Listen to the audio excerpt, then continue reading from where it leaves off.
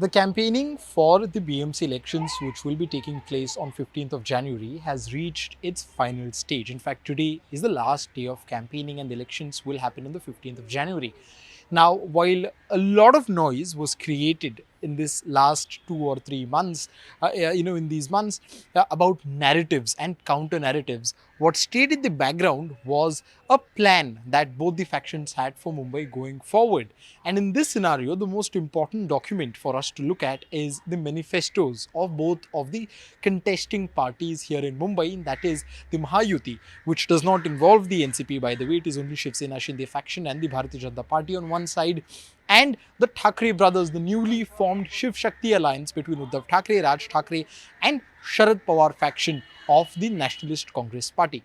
Now, when you look at the manifestos, one can see that there are two completely different approaches that they are having. While there might be certain commonalities, similarities between both of these manifestos, but the core audience might also be same to a great extent. But the texture of both of these manifestos are very different.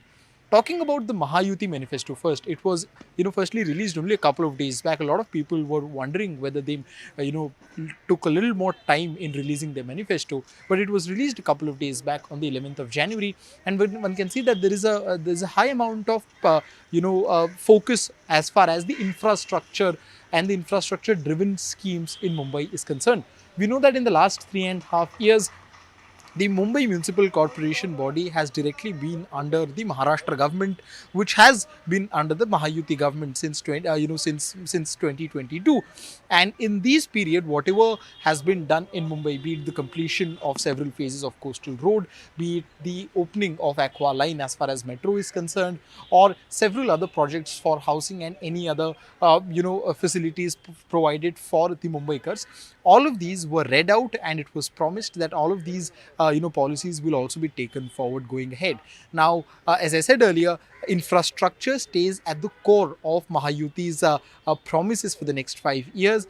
But what is also important to note that the manifesto looks very futuristic, especially when you talk about the introduction or induction of artificial intelligence in several schemes and policies, be it school laboratories, be it a system wherein the Mumbai Municipal Corporation body can identify illegal Bangladeshi immigrants, or tackling pollution or environment related problems.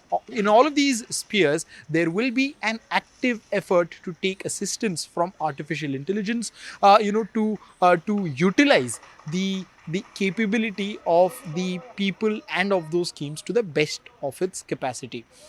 Besides that, there will be an introduction of another application, which will make governance a little more efficient and transparent from the Mahayuti side.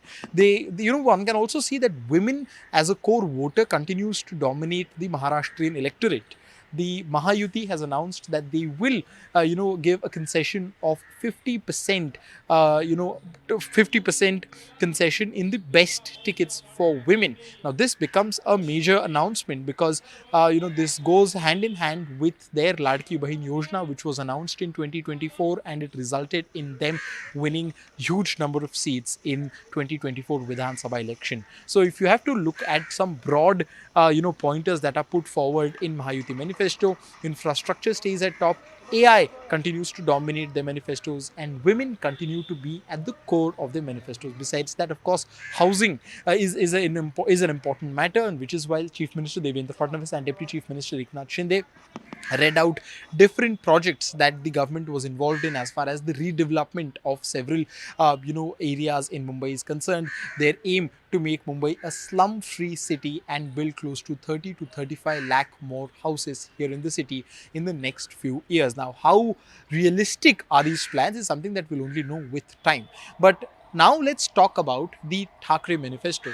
The very clear difference between the manifesto given by the Mahayuti and by the Thackerays is the Mahayuti's manifesto, as I said earlier, is more futuristic and infrastructure driven. Thackeray's manifesto, on the other hand, is more people-centric. One can see that there are several social welfare schemes that are at the very core of Thackeray's manifesto. They've announced, a scheme wherein 1,500 rupees would be given, a cash in hand kind of a system very similar to Maji Ladki Bahin Yojana for the domestic workers and registered Kodi women and fisher women. from Mumbai. Now, these are some of the most marginalized communities here in the city, but they are also the core Mumbaikars, right? They are the original Mumbaikars, and one can see that the emotion of Marathi and the emotion of the sons of the soil and children of the soil that the Thackeray brothers have have been trying to create their entire narrative around, that is something that they've also given space in their manifesto as well. Taking this women-centric manifesto policies forward, they've also tried to make sure that more sort of opportunities would be provided to women in different spheres, be it education, be it governance, or many other spheres of public work as well.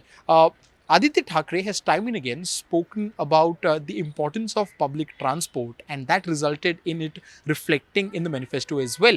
It was very clearly stated that the number or the fleet of the electric buses in the best system of Mumbai will be increased to 10,000.